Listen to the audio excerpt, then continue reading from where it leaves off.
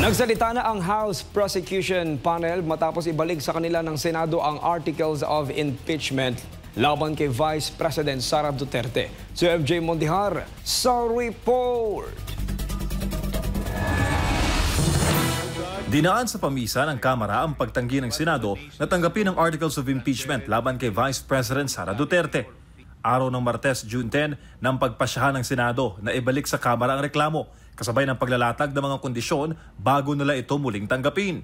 Kabilang sa mga kondisyon ang pagkikipag-ugnayan sa 20th Congress, na doon umano dapat ituloy ang pagtalakay sa impeachment. Ngunit ayon sa isang miyembro ng House Prosecution Panel, hindi malinaw ang pinataw na kondisyon ng Senado. Ang prosecution panel po ay nalalabuan dito sa naging order ng impeachment court kagabi. Giit ni Luistro, maghahain sila ng mosyon para klaruhin sa Senado ang nasabing kondisyon. It is impossible to be complied with because first of all, 20th Congress doesn't exist yet. Tayo po ay nasa ika-11 na kongreso pa lamang. Sinabi ng House Prosecution na dapat magsimula na ang impeachment trial sa loob ng kasalukuyang 19th Congress.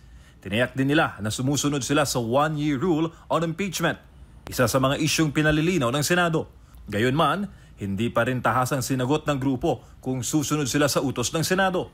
We do not defy. We do not disobey. We are merely deferring receipt of the same to give way to the clarification of all these issues surrounding the actions taken by the Senate last night. Aminado naman ang mga kongresista na wala na sa kanilang mga kamay ang susunod na hakbang sa usapin ng impeachment. At mula naman sa lider ng Senado, isang tahasang paalala.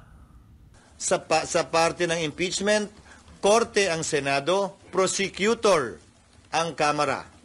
Wala sa lugar para sa akin ang Kamara na hindi sumunod sa ipinag-uutos ng impeachment court. Para sa Diyos, sa Pilipinas kung mahal, MJ Mondihar, SMNI News.